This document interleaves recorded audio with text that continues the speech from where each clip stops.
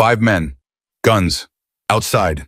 Ariel Brooks shoved the notepad into the biggest biker's chest and held his gaze without flinching. A 13-year-old girl, deaf since birth, standing alone in a room full of hardened men who smelled like motor oil and danger. For one heartbeat, nobody moved. Then Griffin Burklaw Varner looked down at those 5 handwritten words and the entire bar changed. If this story gives you chills, hit subscribe and drop your city in the comments. I want to see how far courage can travel. The afternoon Ariel Brooks decided to walk into the Rusty Spur Bar and Grill was the same afternoon she had promised her mother she would come straight home from school. She broke that promise at exactly 4:47 in the afternoon. Later people would say she was reckless. Later people would say she was foolish. Later people would say a lot of things about a 13-year-old deaf girl who walked into a room full of Hell's Angels and handed a warning note to a man who stood 6'4" and weighed somewhere north of 240 pounds. But Ariel Brooks was not reckless. She was not foolish. She was paying attention when no one else was. Ariel had walked this stretch of road 1,000 times. She knew every crack in the sidewalk, every tilted telephone pole, every broken fence post along the western edge of Cinder Valley, Nevada. She knew this town the way you know a place when you've spent your whole life watching it instead of listening to it in shapes and patterns, in the way things move when they shouldn't, and something was moving wrong. She noticed the motorcycles first. Not because they made noise, she couldn't hear the rumble that most people said you felt in your chest before you even saw the bikes. She noticed them because there were 5 of them parked at the far end of the lot beside the Rusty Spur, and they were parked wrong. Tilted away from the bar, angled toward the road. Not the way a biker parks when he's going inside to drink. The way a biker parks when he needs to leave fast. She stopped walking. She stood on the sidewalk with her backpack straps in both fists, and she looked. The men beside the bikes were not bikers. She could see that immediately. They wore plain clothes, dark jackets, work boots, nothing that advertised who they were or what they belonged to. But each of them carried something under those jackets. She could see the weight of it in the way they stood, the way their right arms stayed close to their sides, the way 2 of them kept glancing at the front door of the bar. Ariel had grown up watching people's bodies the way hearing people listen to voices. She understood what tension looked like. She understood what waiting looked like. These men were waiting for something to come out of that door. Her hands were already cold. She pulled her notepad from the front pocket of her backpack. It was a yellow legal notepad, the same kind she'd been using since 2nd grade because her 2nd grade teacher, Mrs. Patillo, had given her one on the first day of school and said, "Baby, this is your voice. You carry it everywhere." She always had. She wrote fast. 5 words, 5 men, guns, outside. She looked at the note, looked back at the men by the bikes. They hadn't noticed her yet. She was just a kid on a sidewalk with a backpack. Then she looked at the front door of the Rusty Spur, and she made the only decision that made any sense to her at the time she ran for it. Duh. The gravel was loose near the entrance. She knew that. She'd skinned her knee on it twice over the years. She crossed it at a dead run anyway, hitting the door with her shoulder, stumbling inside. The first thing she felt was the floor. To hearing people, that sounds strange. But the floor of the Rusty Spur was old hardwood over a concrete slab, and it held vibration the way a drum holds a beat.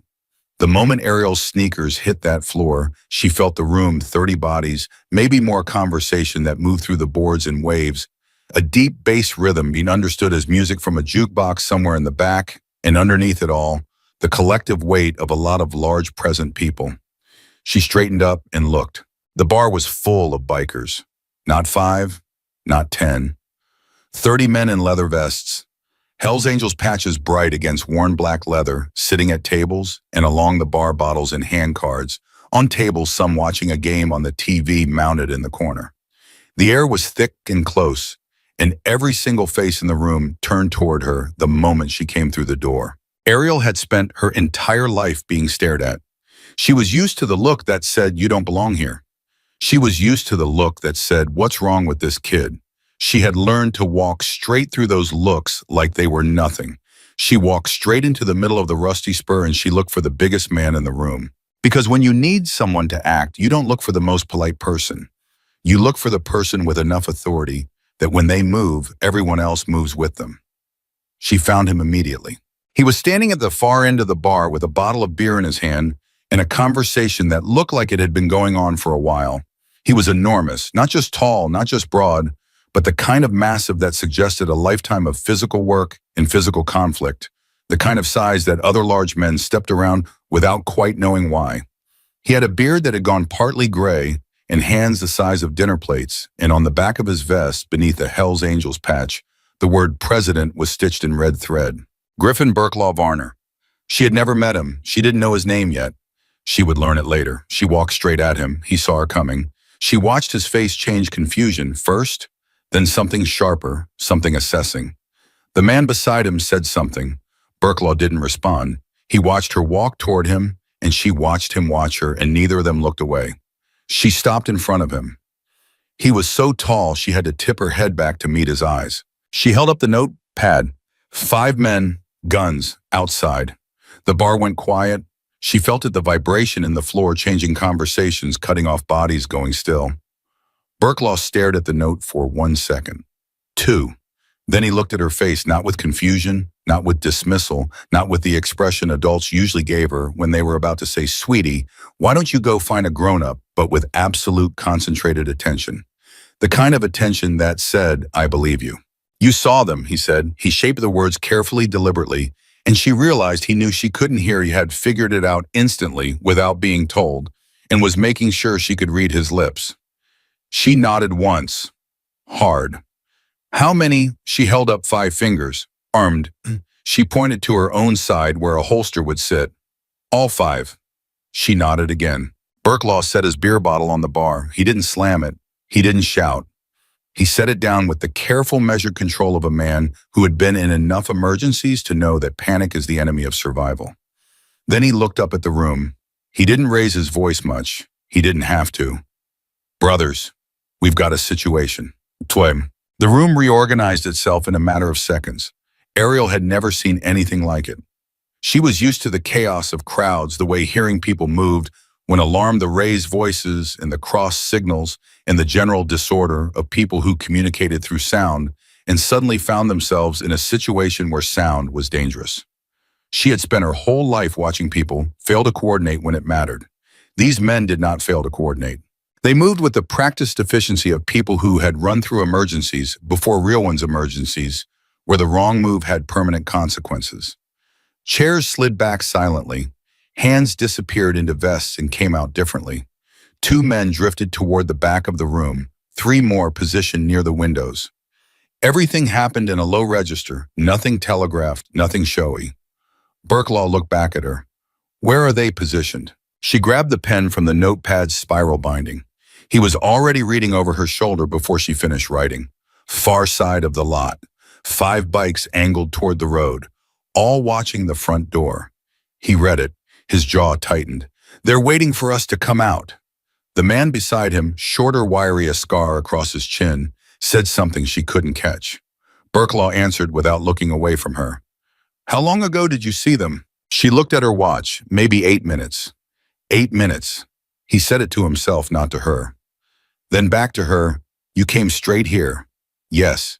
"Did they see you come in?" She thought about that. She had been moving fast. The lot had been to her right. She had taken the most direct line to the door. "I don't think so." Burklaw nodded. He reached up slowly, deliberately, no sudden moves, and put one large hand on her shoulder.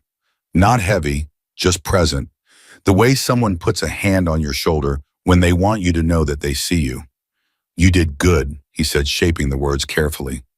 "You hear me? You did real good." Ariel's throat tightened. Nobody said that to her. Not like that, not with that voice in their eyes, because she read it in his eyes, the quality of what he was saying, the weight of it, the voice of someone who meant exactly and only what they said with nothing left over. She had to look away. The man with the scar, she would later learn his name was Decker Road Name Razor, 12-year patch, originally from Tulsa, appeared at Burklaw's elbow. "Boss, if they've been sitting out there 8-10 minutes already, they're committed. They're not here by accident." "No," Burklaw said, "they're not." Could be a setup for when the full chapter arrives. Harlan's crew was supposed to roll in by 6. Ariel couldn't catch all of it. Decker spoke faster than Burklaw, and at an angle, but she caught enough. Something was expected. something larger. And the men outside weren't there for 30 bikers in a bar. They were there for more. She grabbed Burklaw's sleeve. He looked down. She wrote fast, "Are more people coming here?" "Your people, yes," he said. "How many?" A pause. "A lot." "Then those men outside aren't just waiting for you to come out. They're waiting for all of them to arrive." Burklaw read it again, looked at Decker. Decker's face did something complicated. "Kid's right," he said. "It's not an ambush for us, it's an ambush for the rally." Post-time. The next 4 minutes were the longest of Ariel's life. Burklaw made a call. She could see him talking urgent, controlled the vein at his jaw standing out. Decker took 2 men and moved toward the back of the building. 3 others stationed themselves at the windows in positions that gave them sight lines to the parking lot without making themselves visible from outside. Nobody told her to leave. She wasn't sure if that was oversight or intention. She stood near the bar and she watched the room operate, and she thought about her mother who had called at 4:15 to ask if she was on her way home.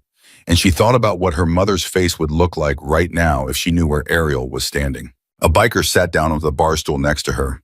He was young, maybe 25, 26, with red hair and an expression that suggested he had been conscripted into babysitting duty and was doing his best to be dignified about it. He waved to get her attention. When she looked at him, he pointed to himself and said his name slowly enough that she could read it, Tommy. She pointed to herself, Ariel. He said something she didn't catch. Then he seemed to realize it and he mimed writing. She handed him the pen. He wrote in the margin of her notepad, "You okay?" She considered the question with genuine seriousness and then wrote back, "Ask me in 10 minutes. Tommy read it and despite everything, laughed. Ariel felt some of the ice in her chest loosen by approximately 2 degrees. Burklaw came back to her. He crouched down so he was closer to her eye level, which was a thing adults rarely did, and she found she both appreciated it and found it slightly alarming because it meant he was about to say something he considered important enough to make sure she understood every word. "I called the sheriff," he said. "Deputies are coming. 3 cars should be here in 4, maybe 5 minutes. I need you to stay inside, away from the windows. Can you do that?" She nodded. "I mean it. You stay behind the bar. You don't move until I come back to you personally and tell you it's handled." "Yes." She nodded again. He held her eyes. "You're brave," he said. "What you did coming in here that took guts most grown men don't have. But right now, the bravest thing you can do is stay put." Understood. She wanted to say something. She didn't have words for what she wanted to say, not in 5 words on a notepad, not in 50. She just held his gaze and let him see that she understood and that she would do what he asked. He straightened up. He put his hand on her shoulder one more time briefly. Then he walked away to do whatever it was that men like Griffin, Burklaw, Varner did when there were 5 armed men waiting outside. Tommy stayed with her. He didn't try to talk to her constantly, which she appreciated more than she could say. He just sat beside her on the bar stool and angled his body so that he was between her and the windows, which was either an instinctive protective gesture or a deliberate one, and she decided it didn't matter which. 4 minutes went by. 5.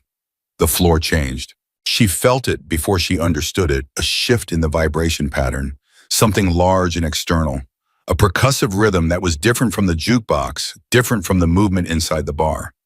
She pressed her feet flat to the floor and focused. 3 distinct pulses. Regular. Growing stronger. Cars, she thought. Fast ones. Tommy had gone alert beside her. She looked at his face and saw the shift tension releasing the particular expression of someone who hears the cavalry. He looked at her and gave a thumbs up. She let out a breath she didn't realize she'd been holding for the past 6 minutes. The next part she witnessed through the front window from behind the bar, where she'd moved because Tommy had firmly and politely guided her there with a gesture that communicated. Burklaw said, "Stay back," more clearly than words. She watched through the glass and she pieced together what she could from what she saw. 3 sheriff's department vehicles she could tell from the shape moving into the lot fast. Doors opening, men in uniform moving with purpose. And the 5 figures near the motorcycles doing the thing people do when they've been caught. The frozen moment, the calculation, the decision.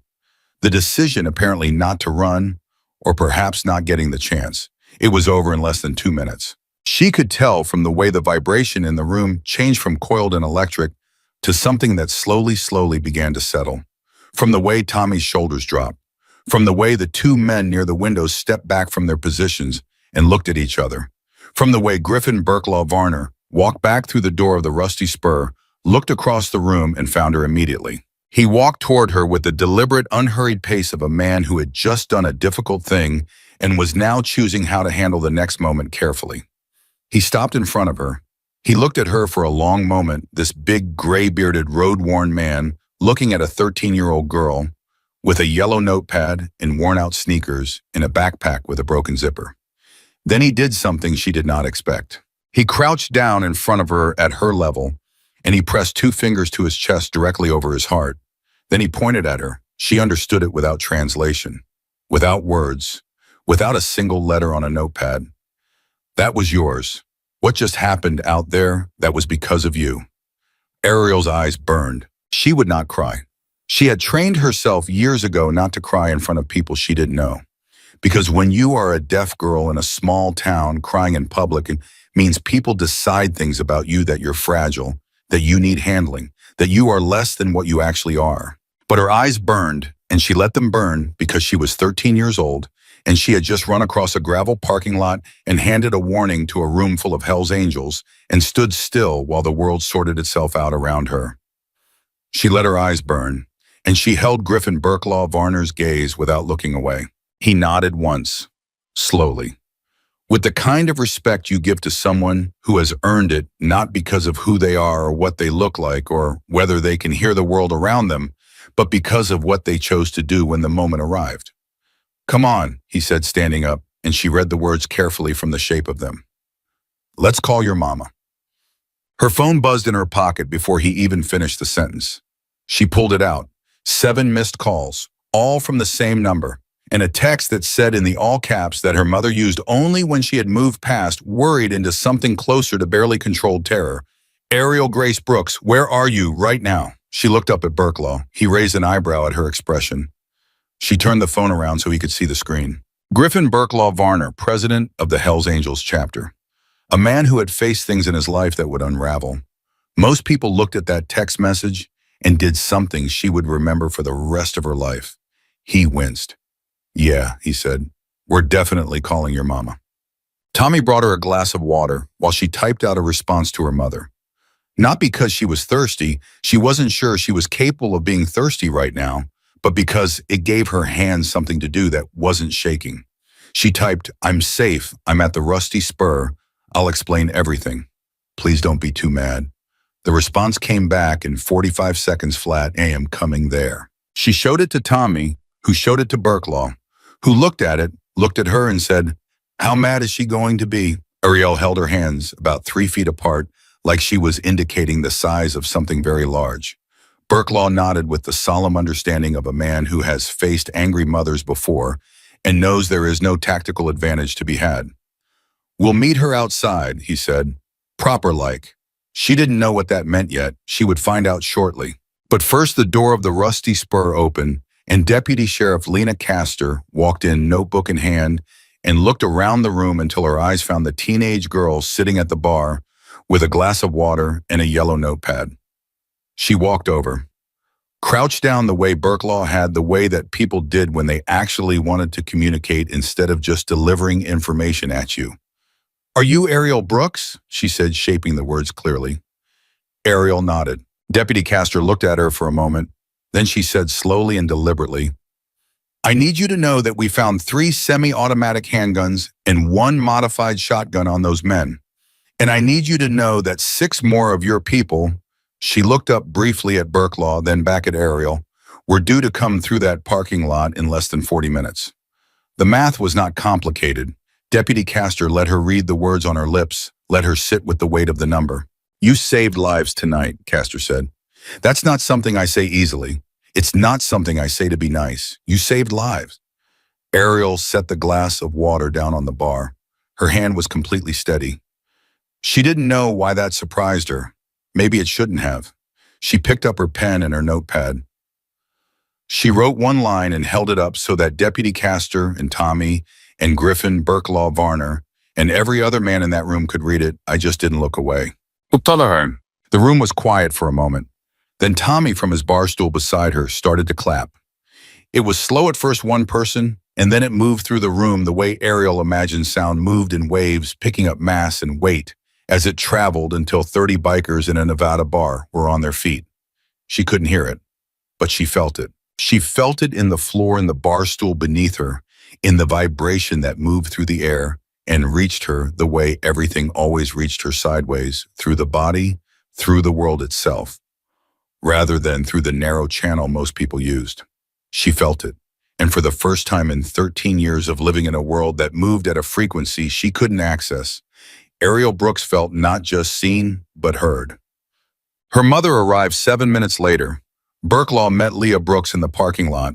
The conversation that followed would be, by all accounts, one of the most unusual of his considerable life, and it was only the beginning. Leah Brooks arrived in a 2009 Honda Civic with a cracked front bumper and both hands white-knuckled on the steering wheel. She didn't park so much as she stopped the car in the middle of the lot and got out while it was still rocking. She was 41 years old, 5'4", and at that particular moment, she looked like a woman who could bend steel with her bare hands if the situation required it. Griffin Burklaw Varner saw her coming and did something that surprised every single one of his brothers, who was watching from the bar windows. He stepped forward, not back. He squared his shoulders, put his hands in plain sight, and waited. Leah walked straight at him and stopped 3 feet away. She looked up at him. He had nearly a foot on her, and her voice when it came was perfectly controlled, in the way that voices get controlled when the alternative is falling completely apart. "Where is my daughter?" "She's inside," Burklaw said. "She's safe. She's sitting at the bar with one of my men and a glass of water, and she is completely unhurt." Leah stared at him. "You're telling me my 13-year-old deaf child walked into a biker bar?" "She walked in and warned 30 men about an armed ambush," Burklaw said. "And because she did, nobody got hurt tonight, including the 6 more of my brothers who would have ridden into that lot in about 35 minutes. Silence. Leah's jaw worked. Her eyes, which were the same shade of blue as Ariel's, went through approximately 4 different emotional weather systems in the span of 5 seconds. "She's okay," Leah said. It wasn't a question anymore. It was a woman landing on the one fact she could stand on. "She's more than okay," Burklaw said. "She's the bravest person I've met in a long time, and I've met a lot of people." Leah looked at him for another long moment. Then she said very quietly, "I need to see her." "Yes, ma'am," Burklaw said. "Right this way." He held the door open for her. Later, Decker would say he'd never seen Burklaw hold a door open for anyone in 12 years of riding with Harnison. Burklaw, when told this, said nothing, but he didn't deny it either. The moment Leah walked into the Rusty Spur and saw Ariel sitting at the bar, something shifted in the room. 30 bikers who had spent the last 20 minutes operating in crisis mode collectively understood that they were now witnessing something private, and most of them found somewhere else to look. Tommy, to his credit, stood up from the bar stool and stepped back with the quiet tact of someone who understood the assignment. Ariel saw her mother, and her face did the thing it only ever did in front of Leah. It stopped performing. Whatever composure she had been holding together for the past hour just let go, and underneath it was a 13-year-old girl who had been terrified and hadn't allowed herself to know it until this exact second. Leah crossed the room in 8 steps and pulled her daughter into both arms without saying a word. Ariel pressed her face into her mother's shoulder. Neither of them moved for a long time. Burklaw stood near the door and watched. Decker appeared at his elbow and said something low. Burklaw shook his head once, and Decker moved away, and the room stayed quiet. When Leah finally pulled back, she cupped Ariel's face in both hands and looked at her the way mothers look at their children when they are checking every square inch for damage cataloging, assessing, making sure. Then she signed quickly and fluently. Ariel hadn't known until that moment that her mother could sign that fast when she was scared, and Ariel read it without missing a beat. "Are you hurt anywhere? Anywhere at all?" Ariel shook her head. "You promised me you were coming straight home." Ariel held up her notepad. She had already written the answer because she knew her mother and she knew this was coming. "I was. And then I saw them." Leah read it. She closed her eyes briefly. When she opened them, they were wet. She signed again. "I know. I know, baby. I know." Then she pulled Ariel back in and over Ariel's head. Leah Brooks looked across the bar at Griffin Burklaw, Varner, and the expression on her face was the most complicated thing he had ever been on the receiving end of terror and gratitude, and the specific fury of a parent who almost lost something and has not yet fully processed the fact that they didn't. Burklaw held her gaze steadily. After a moment, Leah gave him a single nod. He returned it. That was the whole conversation. It was enough. Deputy Castor needed a statement. This was the part Ariel had known was coming, the part she had been quietly organizing in her mind while she sat at the bar, because she was the kind of person who, when faced with an overwhelming situation, sorted the pieces into order before anyone asked her to. It was a survival skill. It was the skill of someone who had learned early that the world would not slow down for her, and so she had better be ready to meet it at speed. Castor sat across from her at a corner table with a digital recorder and a yellow legal pad of her own, which made Ariel feel a brief flicker of solidarity. Leah sat beside Ariel. Burklaw stayed nearby, not at the table, not intruding, but present. The way large stable things are present, a wall, a foundation, something that doesn't move. Castor worked through it methodically. She wrote her questions on the pad and slid it across to Ariel, who read them and answered on her own notepad, and the two of them moved through the timeline with the focused efficiency of two people who were both in their different ways accustomed to working without the shorthand that most people relied on. What time did you first notice the men? Approximately 4:45. I was on the sidewalk on the west side of the lot. How did you determine they were armed? The way they were standing, weight distribution, all five kept their right arms close to their sides. Two of them had jacket bulk on the left shoulder holsters. Castor stopped writing. She looked up at Ariel with an expression that was not quite disbelief, but was something adjacent to it. She wrote, "How do you know about shoulder holsters?" Ariel wrote back without hesitation. "My uncle was a security guard for 11 years. He taught me to read bodies because he said I couldn't rely on voices." Castor read it. She sat back slightly. Then she wrote, "Your uncle sounds like a Samar man." Ariel wrote, "He was. He died 4 years ago." A pause. Castor wrote, "I'm sorry." Ariel nodded once, accepting it, not dwelling. "Were you frightened when you entered the bar?" She considered the question with the seriousness it deserved. Then she wrote, "I was frightened the whole time. I just didn't have room to stop." Castor read it. She looked at Ariel for a long moment. Then she picked up her recorder, held it up so Ariel could see it, and said clearly, "I'm going to read your last answer into the record, because it deserves to be there." Leah drove them home at 7:30. The ride was 20 minutes. For the first 8 of those minutes, neither of them communicated at all. Leah kept both hands on the wheel and her eyes on the road, and Ariel watched the darkening desert slide past the window and let herself be tired for the first time since 4:45 in the afternoon. Then Leah reached across without looking and put her hand on Ariel's knee. Ariel put her hand over her mother's. At the next red light, Leah looked over. She signed with one hand, which was awkward and slow. But Ariel caught it. "I am so angry at you," Ariel signed back. "I know, and I have never been more proud of anything in my entire life." Ariel looked at her mother's profile, the tension in her jaw, the eyes that were still wet at the corners, and she felt the complicated weight of being loved by someone who was also absolutely terrified of you in the way parents get terrified of their children when they realize their children are capable of walking into danger alone and surviving it. She signed, "I didn't plan it." "I know that too." Leah's hands moved with the controlled precision of someone who had learned sign language in the years after her daughter's diagnosis, learning it the way you learn a language when someone you love needs you to speak it not perfectly at first, but completely with the whole heart. You never plan anything. You just see what needs to be done, and you do it. Is that bad? Leah was quiet for a moment. Then, "It's terrifying, and it's exactly who you've always been." The light changed. They drove the rest of the way in silence. But Leah didn't move her hand from her daughter's knee until they pulled into the driveway. The call came at 9:47 that night. Ariel was in her room, sitting on her bed with her knees pulled up and her phone in her hand, reading back through the news alerts that had been coming in steadily since about 8 o'clock. The story was out.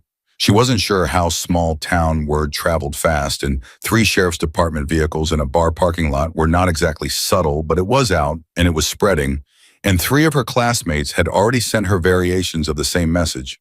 "Was that you?" She had not responded to any of them. She was trying to figure out how she felt about a question that had no clean answer when her phone lit up with a number she didn't recognize. She ignored it. It called again. She ignored it again. On the third call, she picked up and typed into the Notes app, her usual method for phone communication using voice to text and then responding in text, and held it up. Who is this? What came back through the voice to text was garbled as it always was, but she caught enough Burke law. Griffin, got your number from the deputy. Can you read texts? She typed back. Yes. His response came 10 seconds later. Wanted to check you got home, okay. Also, there's something you need to know. Can we talk? Text is fine. She looked at the message. Then she looked at her closed bedroom door. Then she looked back at the message. Yes, she typed. What is it? The pause before his response was longer than the others, long enough that she looked at the time in the corner of her screen, looked away, looked back. Then, the men we arrested tonight, 2 of them already made bail. She sat up straighter. That fast, small county, low bail set by the duty judge. It happens. Then before she could respond, they don't know who warned us. Your name hasn't been released, but I want you to be careful tomorrow. Don't walk alone. She stared at the words. In the span of about 40 seconds, the evening which she had been slowly, carefully beginning to process as something that was over became something that was not necessarily over at all. She typed, "Do you think they'll figure out it was me?" Another pause. "I think men who plan ambushes don't give up easy. I'm not trying to scare you. I'm being straight with you because you earned that." She read it twice. Then she typed, "Okay, thank you for telling me. Don't thank me. Just be careful." And Ariel. She waited. "What you did today mattered. Whatever happens next, remember that it mattered." She set the phone face down on her bed and stared at the ceiling and listened to the silence that was, as always, the only thing she heard. She picked the phone back up. "I'll remember," she typed. She almost left it there. Then she added, "You be careful too." His response came immediately, faster than any of the others. "Always, like I am." She didn't sleep much, not because she was afraid, or not only because she was afraid, but because her mind wouldn't let the day settle.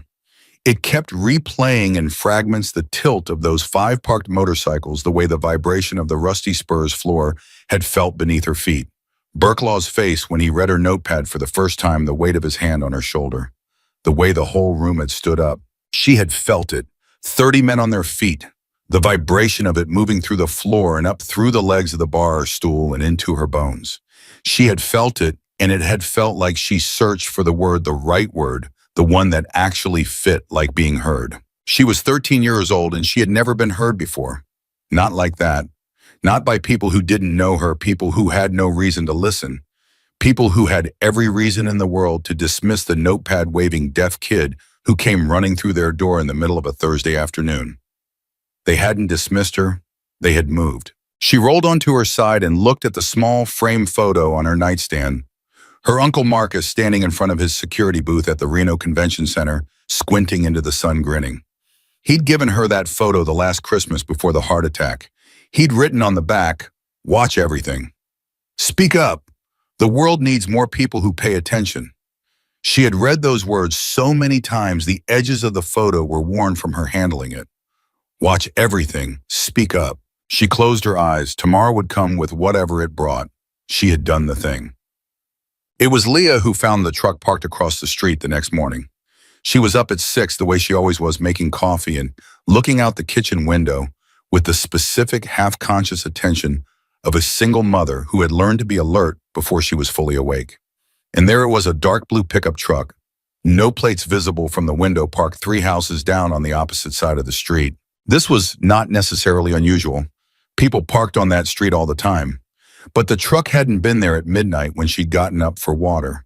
And the engine had that particular look, subtle, very subtle, the look of an engine that had recently been warm. Leah set her coffee cup down very carefully. She went to Ariel's room. She opened the door without knocking, which she never did. And Ariel, who had finally fallen asleep somewhere around 2 in the morning, came awake immediately because the change in air pressure and light was what woke her, not sound. She saw her mother's face and sat up. Leah sounded precise and controlled. "There is a truck outside. I'm calling the police. I need you to get dressed and stay away from the windows." Ariel looked at her mother, looked at the window, looked back at her mother. She signed, "How long has it been there? I don't know." Leah's hands were steady. Her face was the face Ariel had seen only a handful of times in her life. The face her mother wore when things were bad enough that staying calm was a choice she was making actively, moment by moment, rather than something that was happening naturally. I'm calling now. She left the room with her phone already at her ear. Ariel got up. She put on her shoes and her hoodie, and she did not go to the window because her mother had asked her not to, and she had promised herself last night that she was going to be smarter about the promises she made to her mother. She went to the kitchen doorway and stood where she could see Leah's face. Leah was talking into the phone quickly, and even from across the room, Ariel could see the controlled urgency in the set of her jaw, the slight forward lean of someone making themselves understood under pressure. After 45 seconds, Leah lowered the phone. She looked at Ariel. She signed, "Deputy Castor is coming. 10 minutes. 10 minutes. Ariel nodded. She went to the kitchen table and sat down, which was the only thing she could do that wouldn't make her mother's expression get worse. She sat at the table and she put both hands flat on the surface, and she felt the house around her, its usual morning vibration, nothing different. The refrigerator, humming, the furnace, cycling, nothing wrong inside. Outside was a different question. She looked at her phone. She opened the text thread with Burklaw. She typed, "There's a truck outside our house. My mom called the police." She pressed send. The three dots appeared almost instantly. He was already awake. "Don't go outside. Is your mom with you?" "Yes, stay together. Keep away from windows. I'm sending 2 of my guys to your street right now." She stared at that last line. "You don't have to do that," she typed. "I know I don't have to." Then, that's the point. Deputy Castor arrived in 8 minutes, not 10. She walked the block, ran the area, talked to 3 neighbors who had seen nothing unusual, and came to the door with the careful expression of someone who was being honest rather than reassuring. "The truck is gone," she said, sitting across from Leah at the kitchen table while Ariel sat beside her mother. "Could be nothing. Could be someone who parked there for an early shift somewhere. Could be something. Could be the men who were released last night," Leah said. Her voice had no waver in it. She had decided somewhere between calling the police and opening the door for Castor that she was going to be the person her daughter needed her to be, which was steady. Castor looked at her for a moment. "It's possible. I'm not going to tell you it's not. So what do we do? I'm going to recommend increased patrols on this street today. I'm also going to talk to my lieutenant about keeping your name out of anything public-facing for now." She paused. "And there's something else." Leah waited. "Griffin Varner called at our department this morning at 6:15. He's asked for a meeting with our sheriff. He's requesting that the chapter take a formal role in ensuring your safety while we determine the threat level." She looked at Leah steadily. "That's not a small thing. That's not something these men do lightly." Leah was quiet. Ariel had been watching Castor's face through the whole conversation, reading what she could, catching the shape of the words. She'd gotten most of it. Enough. She wrote on her notepad and slid it to her mother. Leah read it, closed her eyes briefly, slid it to Castor. Castor read it. Ariel had written, "Tell him yes." Castor looked up at her. Ariel held her gaze without blinking. The deputy looked at the notepad again. Then she picked up her radio. "Draw." Burklaw arrived at 10 in the morning with 2 men, not in the way Ariel had imagined, not some loud, intimidating convoy. He pulled up in a plain truck, the 2 men behind him in a second vehicle, and they came to the door and knocked and waited. Leah opened it. He looked at her. He looked at Ariel, who was standing 2 steps behind her mother with her arms crossed. "Morning," he said. "Morning," Leah said. A beat of silence that was not uncomfortable exactly, but was the kind of silence that happens between people who are still figuring out the rules of whatever it is they're doing. "I want to be straight with you," Burklaw said. "Both of you. What happened yesterday puts your family in a situation that isn't fair, and that isn't your fault. My people created the problem that your daughter solved, and that means my people owe you something. That's not a request. That's just how it works." Leah looked at him for a long time. "Mr. Varner," she said finally, "I need to ask you something, and I need an honest answer." "Yes, ma'am." "Is my daughter safe?" He didn't answer immediately. He looked at Leah and then past her at Ariel and then back at Leah. And what he said next was the thing that made Leah Brooks step back from the doorway and let him in. "Not yet," he said, "but she will be." Ariel heard none of the words, but she watched her mother's face change and she understood. She uncrossed her arms. She stepped forward, and she held out her hand to Griffin Burklaw Varner, the way her Uncle Marcus had taught her, firm, direct eyes up the handshake of someone who was ready for whatever came next. He took it. His hand swallowed hers completely. He shook it once carefully, like he was aware of the difference in size and wanted to make sure she knew he was aware of it. "Okay," he said, "here's what we're going to do."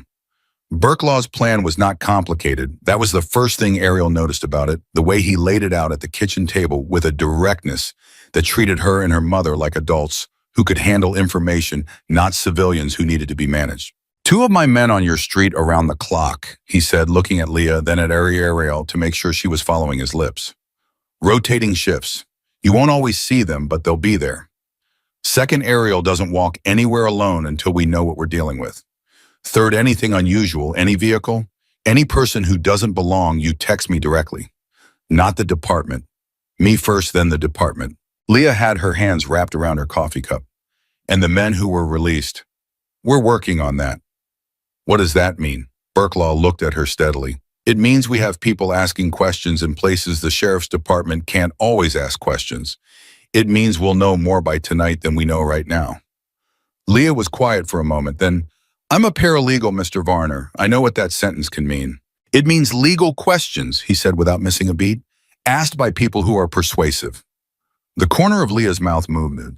It wasn't quite a smile, but it was something. Ariel had been watching the whole exchange with the focused attention she brought to every conversation she couldn't fully access, reading faces, reading posture, catching every word she could from lips and expression and the angle of shoulders. She had gotten enough. She wrote on her notepad and slid it to Burklaw. He read it. "What aren't you telling us?" He looked at her. He looked at the notepad. He set it back down on the table and was quiet for 3 seconds, which was long enough that Leah put down her coffee cup. "The 5 men we arrested last night," he said slowly, making sure Ariel could follow every word. "They're not random. They're connected to a group that's had a problem with our chapter for about 2 years. The ambush wasn't spontaneous, it was planned, which means someone told them when the rally was happening.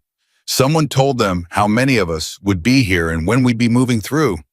The kitchen was very quiet. "There's a leak," Leah said. "There's a leak," Burklaw confirmed. Ariel grabbed the notepad. "Someone in your chapter we don't know yet, but you think so." He held her gaze. "Yeah, I think so." Ariel wrote one more line and pushed it across the table. "Then the danger isn't just outside, it's also from whoever told them you'd be there." Burklaw read it. Decker, who had been standing near the kitchen doorway with his arms crossed, said something sharp and low. Burklaw held up one hand without looking at him, not aggressive, just final, and Decker stopped. "That's correct," Burklaw said to Ariel. "That's exactly correct." Leah put both hands flat on the table. "So you're telling me that my daughter is caught in the middle of an internal problem in your organization?" "I'm telling you the truth," Burklaw said, "which is what she asked for." Leah looked at him, looked at Ariel, looked back at him. "All right," she said, "then we deal with the truth."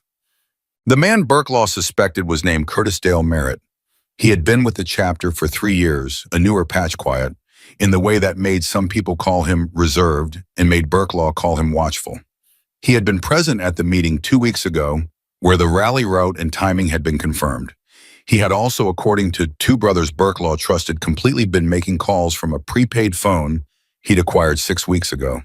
Burklaw did not share all of this with Leah and Ariel at the kitchen table. He shared enough that they understood the shape of the problem and held the rest because some information protected people better when it stayed in fewer hands.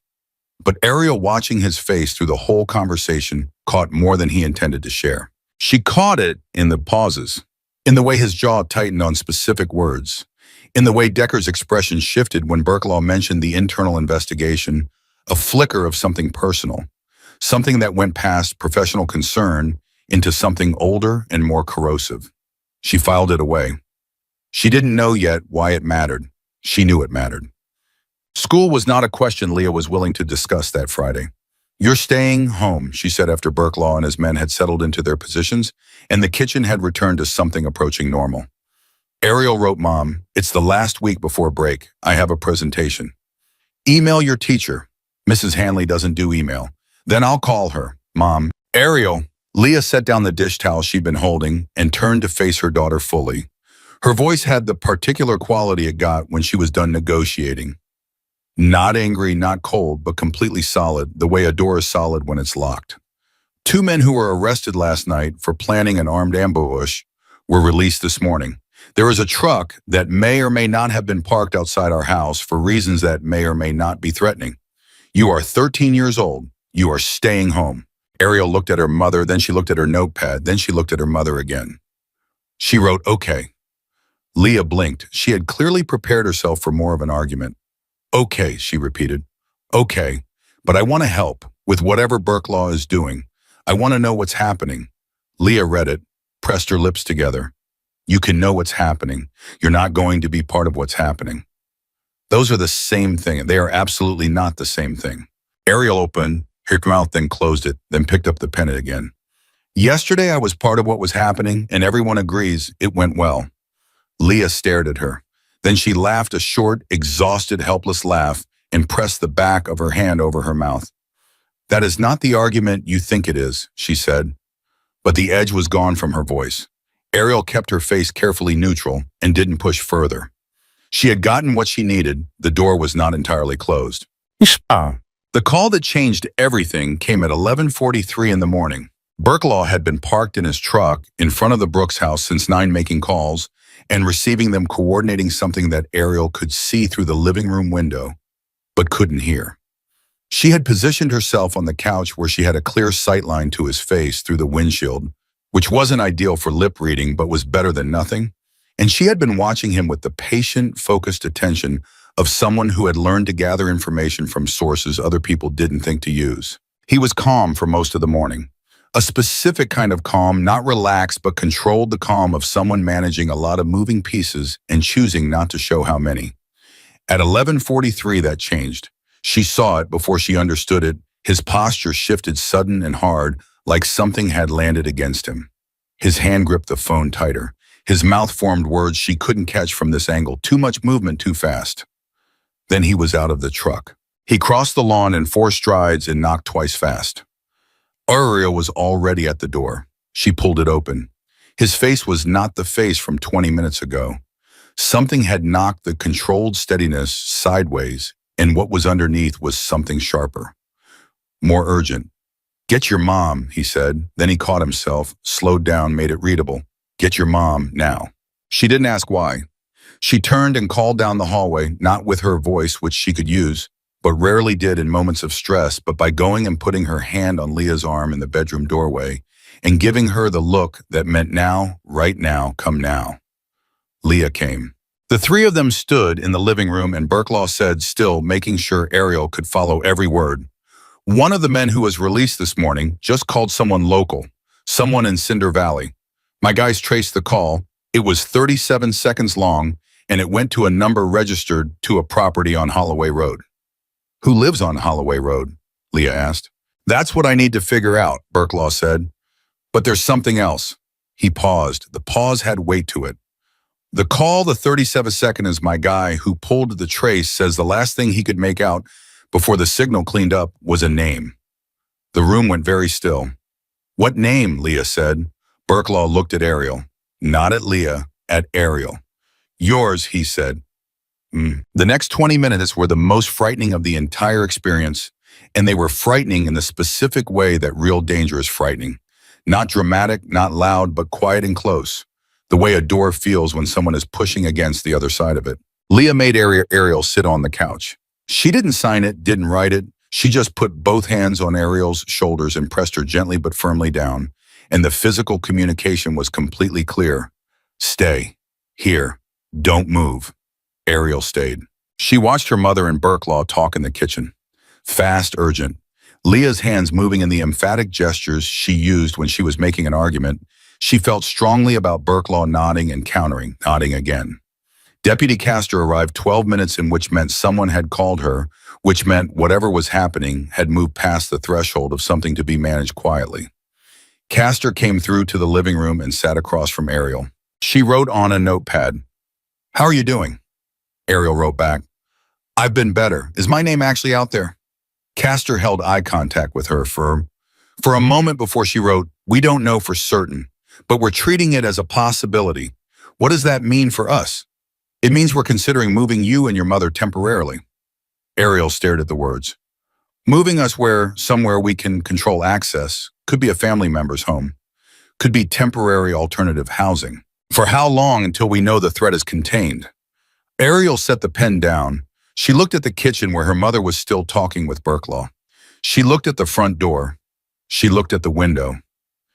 Then she picked up her own phone and started typing, not to anyone in particular, just typing. Working it out the way she always worked things out, in language and sequence, in the act of putting one word after another until the shape of the problem became visible. 5 men planned an ambush. 2 got out. Someone in Cinder Valley is connected. Someone may know my name. The leak in the chapter may have given them my name, or the arrest report, or someone who was at the bar and talked. She stopped, read back over it. The arrest report. She typed it again. The arrest report. She looked up at Castor and wrote on the notepad, who had access to the arrest report from last night. Castor frowned. The department. Standard access deputies involved duty sergeant, the DA's office. And the names of witnesses. APOS was. Witnesses are supposed to be protected in a case like this. Your name shouldn't have been on anything releasable. But it was on the report. Castor's jaw tightened. Yes. For internal record purposes, yes. How many people had internal access? Castor looked at her for a long moment. Then she stood up, walked to the kitchen doorway, and said something to Burklaw that made him go very still. He looked at Castor. He looked past her at Ariel.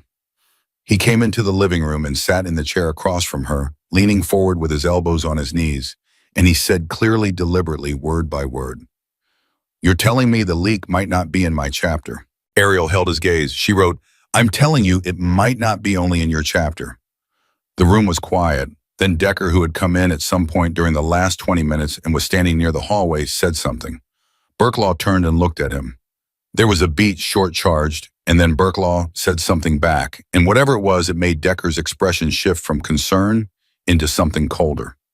Ariel watched Decker's face. She had been watching Decker's face for the past 24 hours. She had noticed things. The way his eyes tracked differently when Burklaw mentioned the internal investigation. The way his stillness was different from Burklaw's stillness, not controlled, but effortful. The kind of stillness that cost something. She wrote on her notepad and held it up so only Burklaw could read it, angling it away from Decker. Burklaw read it. His face didn't change, but his hands, which had been loose, closed into fists on his knees, slow. Deliberate, a man making a choice about how to respond to something he was not going to respond to in this room. He looked up at her. She had written, "How long has Decker had a prepaid phone?" Burklaw looked at her for 5 full seconds. Then he stood up. He said to the room generally, "I need a few minutes. Decker with me." Decker didn't move immediately. There was a half second where something hung in the air between them, old and complicated and heavy, and then he moved. They went out the front door. Castor looked at Ariel. Ariel looked at her hands. Leah came in from the kitchen, read the room, and came immediately to sit beside her daughter. She put one arm around Ariel's shoulders, and Ariel let herself lean into it, just slightly, the way she'd let herself lean into it when she was 7 years old and the world was hard, and her mother was the one solid thing in it. 3 minutes passed. Then they heard it, or rather Castor heard it, and Leah heard it, and the change in their faces told Ariel what she couldn't hear herself. Voices outside raised urgent, an argument that had moved past professional into something personal and raw. Leah tightened her arm around Ariel. Ariel pressed her feet flat to the floor and felt it 2 sets of footsteps close together, the percussion of 2 large men in a confrontation that hadn't yet become physical, but was vibrating at that threshold. Then one set of footsteps moved away fast, and a truck engine turned over. And then Burklaw came back through the door alone. His face was the face of a man who has just done one of the hardest things he has done in a long time and is not going to talk about how hard it was. He looked at Castor first. "You need to make a call," he said. "Right now. I'll give you everything." Castor already had her phone out. He looked at Ariel last. She was watching his face. All of them were, because his face was where the information was. He sat down across from her again. He took a breath. Then he said, "Decker has been talking to the other side for 6 months. Money problems. It doesn't matter the reason, the result is the same. He's the one who told them about the rally. He's the one who told them the timing." And he stopped. Started again. He's the one who, while them a girl from Cinder Valley warned us. He didn't have your full name. He had enough. Ariel sat with that. 6 months, 12 years of patch, and 6 months of something that had undone all of it. She wrote, "Did you know before today he was honest? I suspected. I didn't want to believe it. Is he dangerous to us now? Castor is making sure he's not going anywhere." He looked at her steadily. "You're safe. Your mom is safe. That's what matters right now." She wrote one more thing. "You trusted him for 12 years. "Yeah," he said. His voice, even flattened through lip reading, carried the particular weight of that particular kind of loss. Not the sharp pain of sudden betrayal, but the long ache of something that has been wrong for a while, and you have just been given permission to know it. 12 years. Ariel looked at him. She didn't have words for what she wanted to say.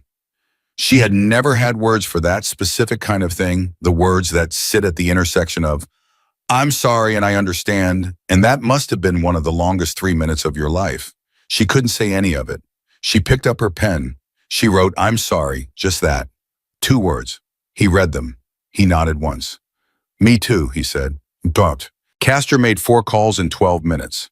By the time she was done, there was a warrant being processed. Decker's vehicle had been flagged on every road in the county, and 2 of the county deputies who had been on duty the night before were being asked to come in for voluntary interviews regarding access to the arrest report. The net was tightening. But nets take time, and in the space between casting and pulling, there was still the question of Ariel and Leah and what the next 24 hours looked like. Burklaw had an answer for that too. "The chapter is riding into Cinder Valley tonight," he said.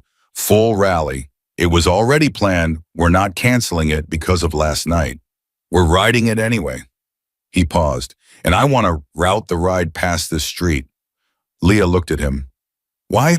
"Because if anyone is watching this house, anyone connected to the men who were arrested, anyone who got your daughter's name, anyone who is thinking about whether she's worth the risk, I want them to see what kind of problem that would be for them." The kitchen was quiet for a moment. "How many riders?" Leah asked. "Tonight?" Burklaw's expression was the closest thing to quiet satisfaction that Ariel had seen on his face. 500. Ariel had been watching his lips. She caught the number clearly. She wrote it on her notepad and held it up to her mother. 500. Leah stared at it. Then she looked at Burklaw. "Mr. Varner," she said slowly, "my daughter saved your people's lives." "Yes, ma'am." "And now you're going to send 500 motorcycles down our street to make sure the people who wanted to hurt your people know that she's protected." "That's correct." Leah sat with that for a moment. "Then, is there anything I should do to prepare?" "Go outside when they come," he said. "Both of you. Let people see you standing there." He looked at Ariel. "Let them see her." Ariel read it. She set her pen down on the table. For most of her life, being seen had been something that happened by accident. The turned head, the stare, the awareness of being different that followed her everywhere and that she had learned to carry without stumbling. Being seen had meant being marked as other, as outside, as less than the moving stream of sound and voice and hearing that constituted normal in every room she'd ever entered. This was different. This was being seen on purpose. This was being made visible not as an object of curiosity or pity, but as a person who had done something, who had earned something, who stood in the center of the frame by right and not by accident. She looked at Burklaw. He was watching her with the patient attention he'd given her from the first moment she walked up to him in the rusty spur with a notepad and 5 words, the attention of someone who understood that she needed a moment to process and was willing to give her that moment without filling it. She picked up her pen. She wrote, "What time?" He looked at the notepad. Something moved across his face, not quite a smile, but the precursor to one, the expression that happens in the muscles before the face decides to commit. "Sundown," he said. She nodded. She looked at her mother. Leah was watching her with the expression she always wore when Ariel did something that surprised her. Not the surprise of someone who didn't know their child, but the deeper, more reverent surprise of someone who knew their child completely and was still, after 13 years, astonished by them. Ariel reached across the table and took her mother's hand. Leah held on. Outside, the afternoon light was changing. Somewhere across town, a warrant was being processed. Somewhere on the county roads, a man who had betrayed 12 years of trust was driving toward consequences he had set in motion months ago without fully understanding what they would cost him. And in a small house on a quiet street in Cinder Valley, Nevada, a 13-year-old girl who had never been heard was learning what it felt like to be protected. Not by walls, not by distance, not by silence, but by 500 engines and the people who rode them coming at sundown. The afternoon moved slowly in the way that afternoons move when you are waiting for something large. Leah made soup, not because anyone was hungry, but because she was a woman who dealt with dread by doing something with her hands, and soup was the thing her hands knew how to do.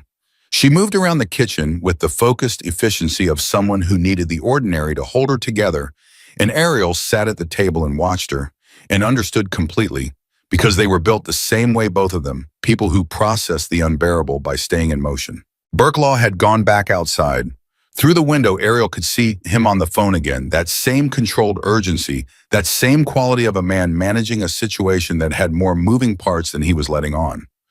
One of his men, not Tommy, someone older, someone with a gray braid and a quiet way of standing that suggested he had been in more difficult situations than this one, and had handled all of them, was parked across the street in a plain sedan, watching the block with the calm professionalism of someone whose job was exactly this. At 2 in the afternoon, Deputy Castor called.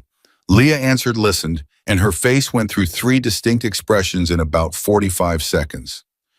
Ariel watched each one. When she hung up, she looked at Ariel. Decker was picked up, she said. She signed it simultaneously because she always did when the information mattered. 40 minutes ago, pulled over on Route 9 heading toward the county line. Ariel let out a breath. There's more, Leah said. Her voice had that quality again, the locked door, the solid thing. The 2 men who were released last night, police located them at a motel on the highway. They're being brought back in. New charges, something about the phone call this morning and the connection to Holloway Road. Ariel grabbed her notepad. So it's over. Leah looked at her steadily. Castor says the immediate threat is significantly reduced. Her words, not over. Significantly reduced, Leah repeated, which in cop language means we're not out of it, but we're not in the worst part of it either.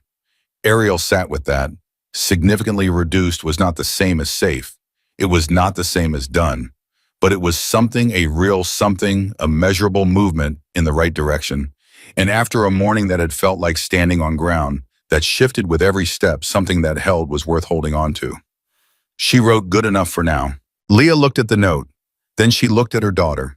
This girl she had raised alone since Ariel was 4. This girl she had driven to speech therapists and audiologists and school meetings and IEP conferences and every other appointment that came with being the parent of a child the world wasn't fully built for. And she thought, not for the first time and not for the last, that Ariel had been born with a kind of clarity that most people spent their whole lives trying to find. Yeah, Leah said softly. Good enough for now. Tommy showed up at 3:30 with a paper bag from the diner 2 blocks over and an expression that said he was doing his best to appear casual and was not entirely succeeding. Leah opened the door before he knocked twice. He held up the bag. Burklaw said you probably hadn't eaten. Burklaw was correct, Leah said, and stepped back to let him in. He set the bag on the kitchen table and pulled out containers with the careful, slightly self-conscious movements of someone who was 25 years old and in a stranger's kitchen and very aware of both facts. He looked at Ariel. He waved. She waved back. He pointed at himself and made an exaggerated expression of exhaustion, eyes wide, shoulders drooping, then pointed at her and made a questioning face. You too. She made the same exhausted face back at him, adding a small hand gesture that meant worse than that, actually. He laughed, set a container in front of her, pulled a second one out for himself and sat down across from her with the easy comfort of someone who has decided that the best response to an awkward situation is to simply act as though it isn't awkward. Leah brought 3 glasses of water and sat at the head of the table, and the 3 of them ate together in a silence that was somehow companionable rather than strained. After a few minutes, Tommy wrote on the edge of a napkin and slid it to Ariel. First time I ever ate lunch because a 13-year-old saved my life. She read it, wrote back on the same napkin. Is it weird? He considered this with genuine seriousness. Then he wrote, little bit. Good weird though. She wrote, yeah. Then after a pause, same. He read it, he looked at her, he did something she didn't expect. He raised his water glass in a small, understated toast. She raised hers back. Leah watched this exchange from the head of the table and did not say anything, but something in her face settled very slightly, like a held breath, finally released. At 4:15, Burklaw came inside for the first time since morning. He sat at the kitchen table with his hands around a coffee cup Leah had put in front of him without asking, and he told them what he knew. Decker is cooperating, he said, faster than I expected. My guess is he already knew this was the end of it, and he's trying to get ahead of the damage. The word damage came out flat and careful, the way people say words that mean more than they look like they mean. He confirmed that the men on Holloway Road are connected to the group that organized the ambush, not foot soldiers organizers. The phone call this morning was instructions, not information. Instructions for what? Leah asked. Burklaw looked at her, then at Ariel. Ariel met his gaze and held it. Tell me, he said it directly, clearly, the way he'd done everything with her from the first moment. Instructions for making sure that whoever warned us didn't feel comfortable doing it again. The kitchen was silent. Leah's hand moved under the table and found Ariel's knee. Ariel put her hand over her mother's and held it there. They weren't going to hurt her, Burklaw said quickly. The instruction was intimidation. Scare her enough that if anything like this happened again, she'd stay quiet. He paused. Which tells me they're planning something like this again. Have you told Castor? Leah's voice was completely level. She already knows. It's why they moved on the motel so fast. He looked at Ariel again. You understand what this means. She wrote, it means last night wasn't the end of something. It was the middle of something. He nodded, and I walked into the middle of it. You walked into the middle of it, he said. And because you did, we now know more about what they're planning than they know we know. Decker gave us names. The men at the motel gave Castor a location. The investigation that started last night, because you handed me a notepad, is now 3 levels deeper than any of us expected. She sat with that. She had thought she was warning 30 bikers about 5 armed men. She had not understood, could not have understood, from where she was standing on a sidewalk at 4:45 in the afternoon, that the 5 armed men were the visible tip of something much larger and much more organized. She wrote, how long has this been building? 2 years, Burklaw said, give or take. 2 years, and it took a 13-year-old with a notepad. He looked at those words for a long moment. Yeah, he said, it did. At 5 o'clock, something changed in the texture of the house. Ariel felt it first the way she always felt. Things first, a shift in vibration, subtle building coming from a direction she couldn't immediately place. She pressed her feet flat to the floor and concentrated. It was distant, low, a frequency she had never felt before, or had never felt at this scale, a rolling layered deep percussion that was unlike traffic and unlike construction and unlike anything in the normal catalog of sensations she carried in her body. She stood up from the couch. She went to the front window. She looked out.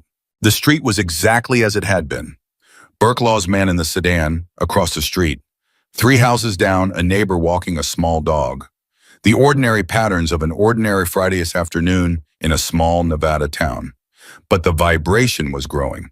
She turned and looked at her mother, who had come into the room and was watching her with an expression that said she could hear something Ariel couldn't. What is that Ariel sign in? Leah's face did something complicated and beautiful. Engines, she signed back. A lot of them.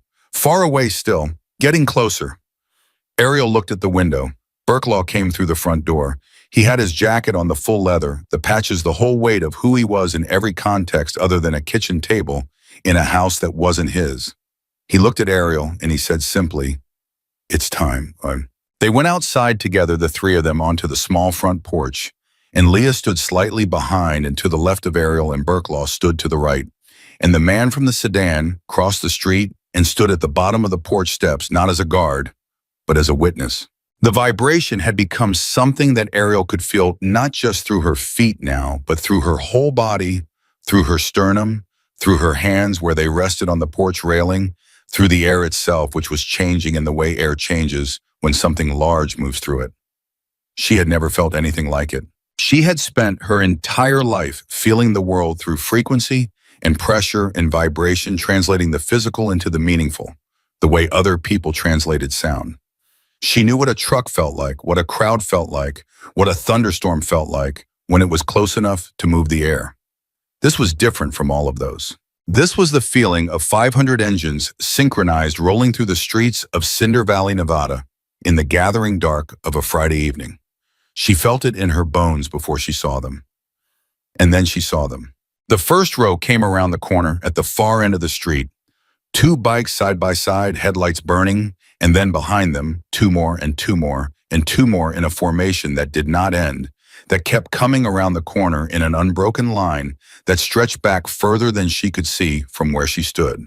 They were not moving fast. They were moving with the deliberate, unhurried pace of a procession, the pace of something that wants to be seen, that intends to be seen, that understands the difference between moving through a space and occupying it. Ariel's hands tightened on the railing. She was aware that she was crying. She hadn't decided to cry. It wasn't a choice the way emotions sometimes feel like choices. It was simply something her body did in response to a thing that was too large for any other response. The tears were warm on her face, and she didn't wipe them away because wiping them away would have required letting go of the railing, and she was not ready to let go of the railing. Leah's hand came to her shoulder. Ariel reached up and covered it with her own. The formation rolled past slowly, steadily, row after row, and as the first riders drew level with the Brooks house, something happened that Ariel had not been told to expect, and that she would spend years trying to adequately describe to people who asked.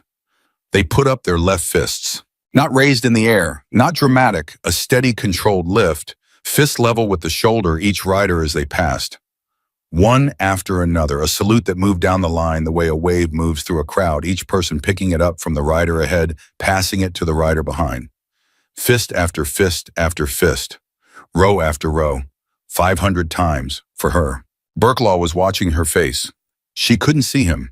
She was watching the road, but she felt him turn toward her the way you feel someone's attention on you when it is concentrated and sincere. She turned her head and looked at him. His fist was already up. She looked at it for a moment. This man who had known her for less than 24 hours. This man who had read 5 words on a yellow notepad and decided in the space of a breath to believe them. This man who had crouched down to her level and told her she did good and meant it without anything left over. She raised her right hand. She made a fist. She held it level with her shoulder. Burklaw looked at her, this small, fierce, tear-streaked girl standing on her front porch with her fist in the air, and the expression on his face was the one she would remember longest out of everything that happened. Not the drama of the bar, not the tension of the kitchen table, not the revelations about Decker and the plots and the tangled web that her one decision had started unraveling. This expression, the one that said, "You are one of us," not one of the Hells Angels, not a biker, not a member, not part of any organization or chapter or structure. Something older than all of that. One of the people who, when the moment comes, do not look away. He held her gaze for the length of time it took 3 more rows to pass. Then he nodded once. She nodded back. They stood on that porch for 47 minutes. Ariel counted the rows for the first 10 minutes, and then stopped counting and just stood feeling the vibration move through her in waves, watching the fists go up as each row passed, watching the faces old and young, and weathered and fierce. And some of them surprised she could see it, the men who hadn't known exactly why they were routing through this particular street on this particular evening until they saw the girl on the porch and put it together. She watched them put it together. She watched the moment it landed on each face, the understanding, the recognition, and then the fist going up, each one a choice, each one a sentence that said, "I see you, I know what you did, this means something." Neighbors had come out. She was aware of this, peripherally front doors opening, people stepping onto their own porches, standing on the sidewalk. She was aware of Mrs. Calder from 3 houses down, who had been Ariel's neighbor her whole life, and who had always been pleasant in a distant way, the way people are pleasant with children they don't quite know what to do with. Mrs. Calder was standing on her front walk with her hand over her mouth and her eyes wide. She was aware of the Peterson boys from across the street, 12 and 14, roughly her age, standing at the edge of their driveway with an expression of unambiguous awe that was in its way the most straightforwardly gratifying response she had witnessed all day. She was aware somewhere at the back of her attention that this street, this ordinary street, where she had lived her entire life and walked every day and been invisible on for 13 years, was not going to be the same street tomorrow morning. Not because of the motorcycles, not because of the noise she couldn't hear and the vibration she could feel in the procession that kept coming around the corner in an unbroken line, because of what it meant. Because meaning once attached to a place doesn't leave. It was Tommy who found her after.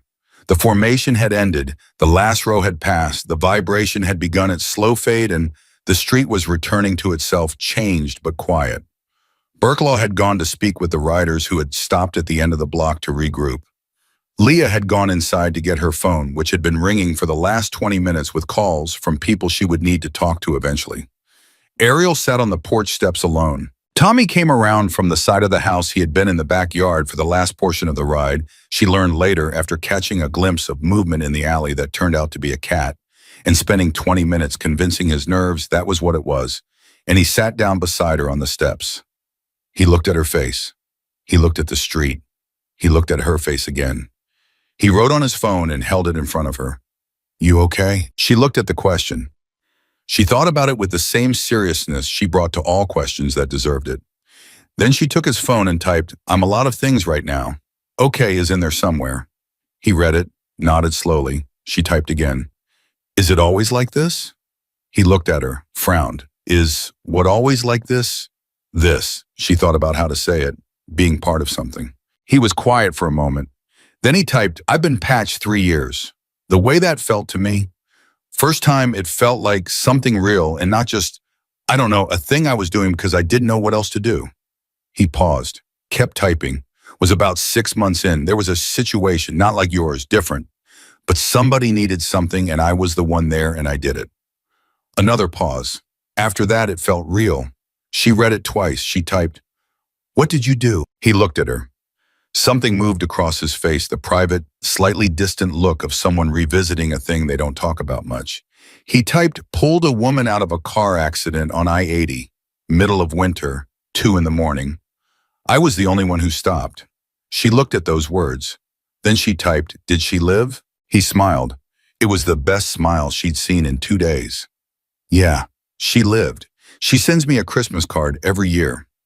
Her name is Dorothy and she's 72 and she has 4 grandchildren and she cannot believe I'm still single." Ariel looked at the words and laughed a real laugh, sudden and unguarded, the kind that surprised her by arriving. Tommy looked at her when she laughed. He had the expression of someone who has just accomplished something that mattered. She typed, "Dorothy sounds like a force of nature." "You have no idea." He took the phone back, typed once more, turned it to her. "You're going to have a Dorothy too, somebody whose life is different because you were there. You already do." She looked at the words. She looked at the street. She thought about 30 men who had gone home to their families last night because she hadn't looked away. She thought about 6 more who had arrived after the arrests and been told what happened, and the way they had, each one by one, sought her out in the parking lot to say things she had mostly read from their faces because the words were too fast or the light was too low, but the faces had been enough. She thought about a rally full of 500 people who had just raised their fists on a street where she had spent her whole life being invisible. She typed, "I think I already have 30. Tommy read it. He pressed his lips together in the expression of someone fighting a losing battle against visible emotion. He gave up fighting. He put his fist out at shoulder height the way the riders had. Ariel looked at it. She raised hers. They knocked fists gently on the front porch steps of a small house in Cinder Valley, Nevada, while the last light left the sky. Burklaw came back at 7:30 with 2 other men she hadn't met yet, older, quieter. The specific gravity of senior members who had been riding together long enough to communicate in half sentences and glances. He sat across from her and Leah at the kitchen table and put a small flat box on the surface between them. He didn't say anything immediately. He looked at the buyer, then at Ariel, then at Leah. "I need your permission," he said to Leah, "for this." Leah looked at the box. "What is it?" "Something we don't give lightly." He slid it toward Ariel. She looked at him. He gave her the small nod that meant go ahead. She opened the box. Inside on a piece of dark cloth was a patch. Small, smaller than the patches on the vests. Not a membership patch. Not anything that claimed she was something she wasn't. A pair of wings embroidered in silver thread with 2 words beneath them in letters small enough that you had to look closely. She looked closely. Guardian wing. She looked up at Burklaw. We've given it twice before, he said. Once to a man in Flagstaff who pulled 3 of our brothers out of a burning building. Once to a woman in Bakersfield who stood between a group of our men and a situation that would have ended careers and possibly lives. He paused. We've never given it to someone your age. Leah was looking at the patch, then at Burklaw. What does it mean, she asked. It means she's under our protection, he said. Formally, chapter-wide, which means every charter, every member, every road, she's known. If she's ever in trouble, if she ever needs anything, this patch is her call sign. He looked at Ariel. It means your family, not biker family, just family. The kitchen was very quiet. Ariel looked at the patch in the box, the silver wings, the 2 words. She thought about 13 years of walking through a world that moved at a frequency she couldn't access. 13 years of notepads and lip reading and fighting for the right to be in every room she entered and making herself understood in a language that was never quite hers. 13 years of being seen as the deaf girl, the different girl, the girl you felt sorry for or pitied or dismissed or overlooked. She thought about the floor of the rusty spur and the way it had vibrated under her feet. She thought about 500 fists. She picked up the patch. She held it in both hands. She looked at Griffin Burklaw Varner, and she held his gaze, and she did not look away, and he did not look away. And in the space between them was everything that had happened in the last 26 hours. The fear and the decision and the consequence and the call and the unexpected, unearned, absolutely real gift of being seen by people who had no obligation to see you and chose to anyway. She nodded. He reached across the table. He pinned the patch to the front of her hoodie over her heart with hands that were steady and careful and large enough to make the task look like it required concentration. When he was done, he leaned back. He looked at her. You were never invisible, he said. The world just wasn't paying attention. Leah made a sound, not a word, just a sound, and pressed her hand over her mouth. Ariel looked down at the wings on her chest. Then she looked up. And for the first time since she walked through the door of the rusty spur with 5 words on a yellow notepad, she smiled. Not the controlled, careful, managed expression she had been maintaining for 2 days, but a real one. The unguarded kind, the kind that arrives before you can decide whether it's appropriate. The kind that means something broke open and what came out was good. The patch stayed on her hoodie all night. She didn't take it off when she changed into pajamas. She moved it carefully the way you move something that matters and set it on the nightstand beside the photo of her Uncle Marcus. And she fell asleep looking at it, the silver wings catching the light from the hallway in a way that made them look in the dark like they were moving. She slept 7 hours without waking up once, which was the longest unbroken sleep she'd had in 2 years. When she woke up Saturday morning, the first thing she did was pick up the patch and hold it. Not to look at it, just to hold it, to feel the weight of the embroidery under her fingers, the slight roughness of the cloth, the realness of a thing that had been given and not taken back. Then she got up and went to the kitchen where her mother was already at the table with coffee and her laptop and the expression of someone who had also slept and was now ready to deal with the world in a different register than the day before. Leah looked up. She looked at Ariel's hands, the patch, and then at her face. How do you feel? She signed. Ariel considered it honestly. She signed back like something ended and something started at the same time. Leah looked at her for a moment.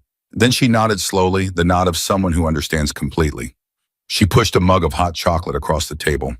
Ariel sat down and wrapped both hands around it and let herself be in the morning for a moment before anything else required her attention. It lasted about 4 minutes. Her phone lit up with a text from Burklaw Castor called. There's a development. Can you and your mom come to the station at 10 p.m.? She slid the phone to her mother without a word. Leah read it, set down her coffee, said quietly and without drama, Okay, we go at 10. Deputy Castor met them in the parking lot, which was either a sign of courtesy or a sign that whatever she had to say was better said before they were inside where other people could hear it. Ariel watched her face from the moment they got out of the car. Castor's expression was controlled the professional mask she wore in working mode, but underneath it, in the lines around her eyes, in the particular quality of her stillness, there was something that looked like the aftermath of a long night and a significant morning. Castor looked at Leah first.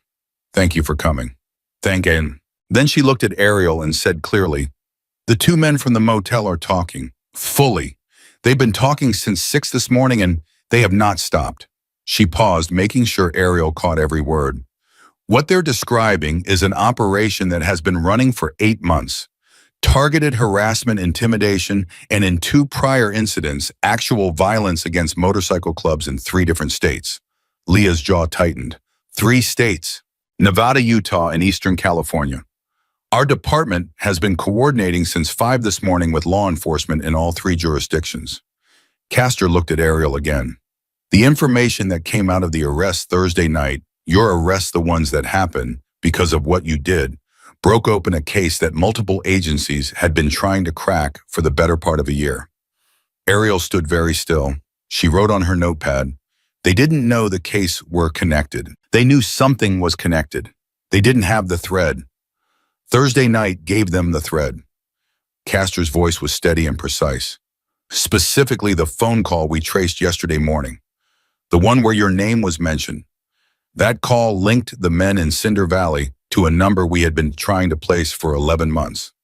Ariel looked at the notepad in her hands, then at Castor. She wrote, so my name being out there was the mistake that unraveled the whole thing, Castor said. Yes. The parking lot was quiet for a moment. Leah said carefully, you're telling me that the thing that put my daughter at risk is also the thing that blew open an 8-month multi-state investigation. That is exactly what I'm telling you. Leah looked at Ariel. Ariel looked at her mother. Neither of them said anything because there was nothing to say that covered the full distance of that particular irony, the danger and the breakthrough sitting inside the same 37-second phone call, inseparable, one causing the other, causing the first. Ariel wrote, is it over now? Actually over. Castor looked at her. The principal organizers are in custody. The network they were running is functionally dismantled. The 2 men from the Motel Decker and the connection to Holloway Road give us everything we need to close this. She paused. Your family is safe. That's not police speak. That's a fact. Ariel read those words. She looked at the Guardian wing patch in her left hand, which she had been carrying all morning without fully realizing it. She wrote one line, good. Just that. One word. Final and clean and exactly right. Castor looked at it. Something shifted in her professional expression, not breaking it, but warming it, the way a face warms when it is in the presence of something it didn't expect to find moving and finds moving anyway. There's one more thing, Castor said. She looked at both of them. The department wants to make a formal acknowledgement, a commendation. It would be a public ceremony. The sheriff representatives from the other jurisdictions involved the press. She paused. And Mr. Varner has asked to be present. Leah looked at Ariel. Ariel looked at Castor. She wrote, when 2 weeks, if you're willing. Ariel held the notepad for a moment. She thought about public and press and the specific quality of being looked at by people who didn't know you and were forming opinions about you in real time. She thought about 13 years of being stared at for the wrong reasons and what it would feel like to be looked at for the right ones. She wrote, yes. Burklaw was waiting outside the Rusty Spur when they pulled up. He was leaning against his truck with his arms crossed and his jacket on, and when he saw the car, he straightened up and came to meet them in the lot with the walk he always had, unhurried, substantial. The walk of a man who was not going anywhere. He hadn't decided to go. He looked at Ariel's face and read it immediately. Castor told you. She nodded. How do you feel about it? She pulled out her notepad. She had been thinking about this in the car on the way over, turning the question in different directions, trying to find the angle that gave her the truest answer. She wrote, like I accidentally threw a rock and broke a window I didn't know was there, and the window needed to be broken. He read it. He was quiet for a moment. That's the most accurate description of how this kind of thing works that I've ever heard, he said. She wrote, were you scared when you realized how big it was? Still am, he said without hesitation. Being scared doesn't go away when you get bigger. It just gets quieter. You learn to work around it. She wrote, is that what you told yourself Thursday night? Thursday night, I didn't have time to be scared. He said, you came in moving too fast. She looked at that and felt the small, specific warmth of being known accurately by someone who had no particular reason to know you. Tommy came out of this bar with 2 sodas and a sheepish expression and handed one to Ariel without ceremony, which she accepted in the same spirit. The three of them stood in the parking lot of the Rusty Spur, the same lot where 5 bikes had been parked wrong on a Thursday afternoon, and drank their sodas in the late morning light. After a while, Tommy wrote on his phone and held it out. "So what happens now? For you, I mean." She looked at the question. She thought about Monday morning in school and Mrs. Hanley and the presentation she had missed and the 7 text messages from classmates she still hadn't answered.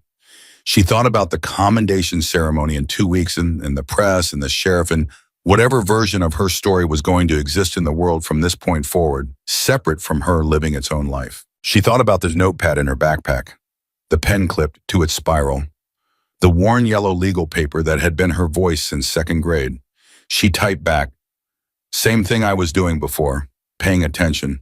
Tommy read it, showed it to Burklaw. Burklaw read it. He looked at her. He said, "Your uncle would have liked that answer." She had told him about Marcus at some point.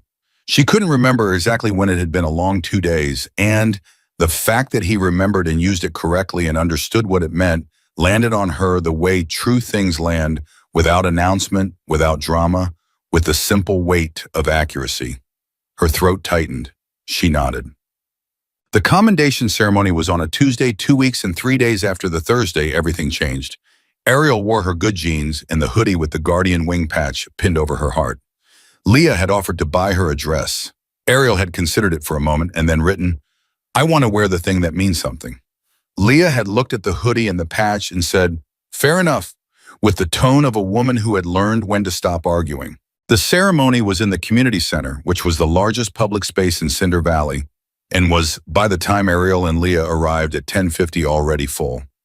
Not just the people Ariel had expected, the sheriff, the deputies, the representatives from the Utah and California jurisdictions who had driven or flown in for this, but the town, neighbors, parents from her school, teachers, people she recognized from the grocery store and the library and the sidewalk outside the diner.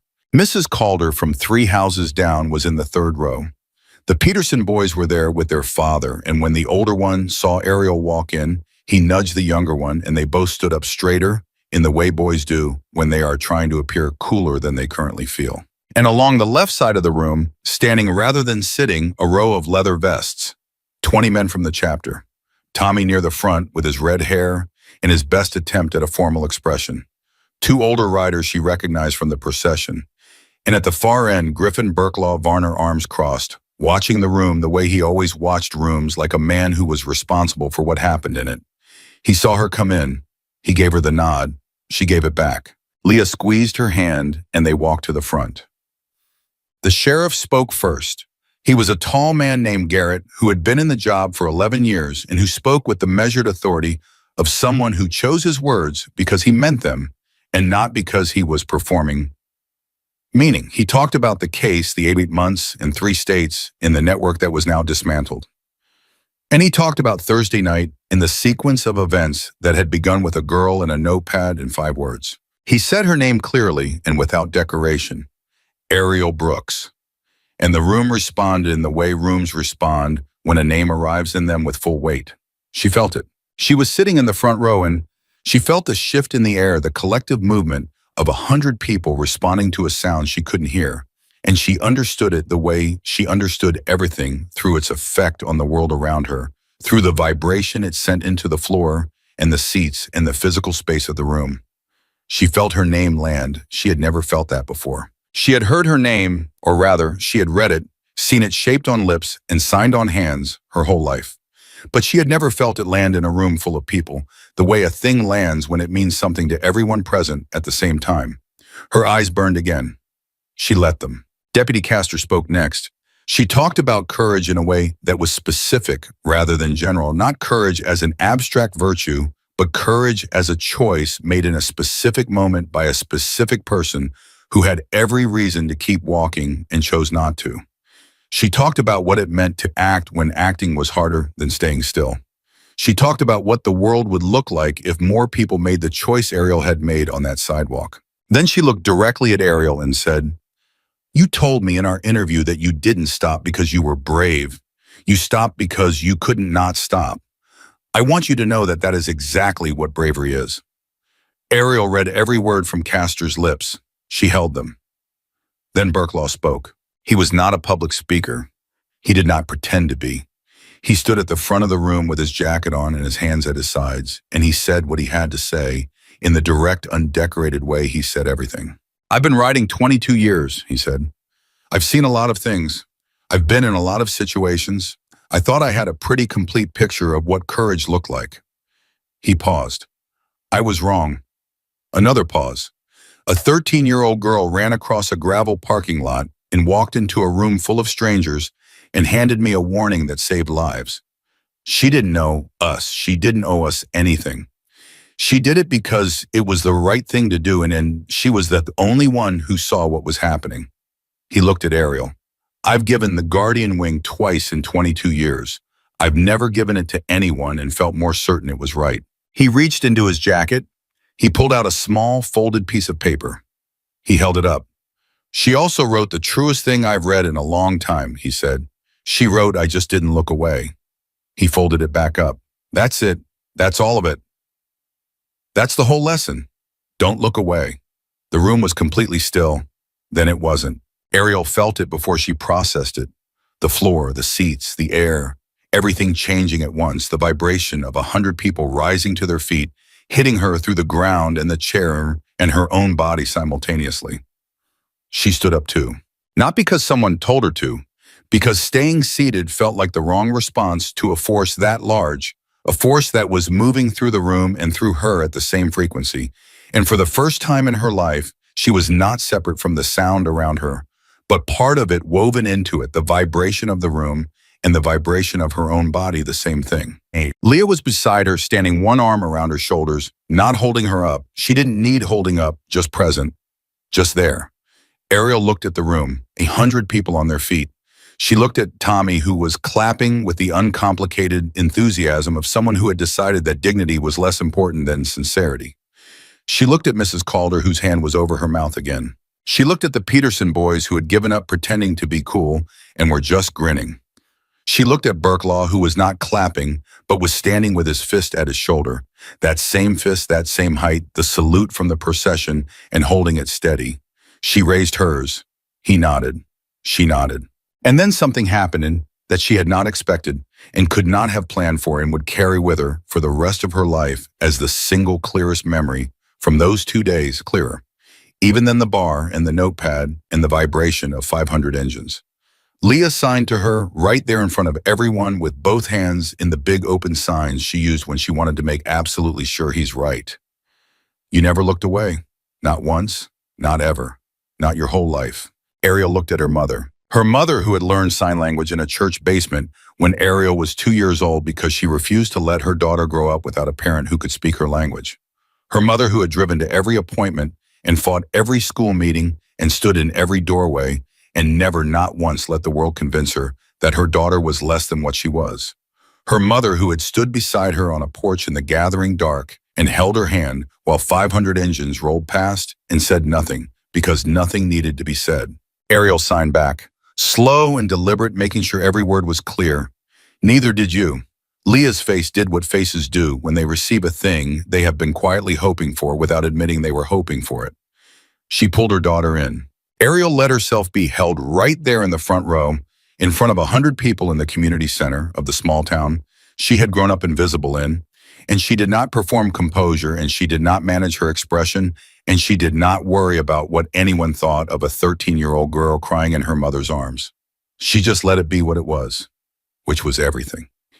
Afterward, in the parking lot, when the handshakes were done, and the photographs taken, and the official things finished, Burklaw found her standing beside her mother's car, with her hands in her hoodie pocket, and her face turned up to the sky in the way she sometimes did when she needed a moment that belonged only to her. He stood beside him. He didn't say anything immediately. He had learned in 2 weeks of knowing her that she didn't require filling. After a moment, she looked at him.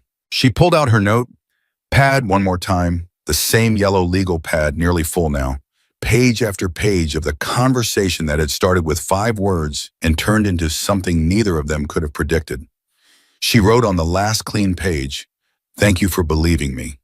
He read it. He looked at her. "Thank you for saying something," he said. She looked at those words, at the simplicity of them, at the way they sat across from each other and on the page and between 2 people. 5 words she had written. 4 words he had said, like a conversation that had been waiting to happen and had finally found the right moment. She capped the pen. She put the notepad in her backpack. She zipped it closed. And Ariel Brooks, 13 years old, deaf since birth, guardian wing, the girl who had spent her whole life invisible in a town that didn't know how to see her, walked to her mother's car, got in and rode home through the streets of Cinder Valley with the silver wings over her heart, and the absolute unshakable knowledge settled in her bones, like something that had always been there and had only just been named, that she would never be unseen again. Not because the world had changed, because she had refused to let it stay the same.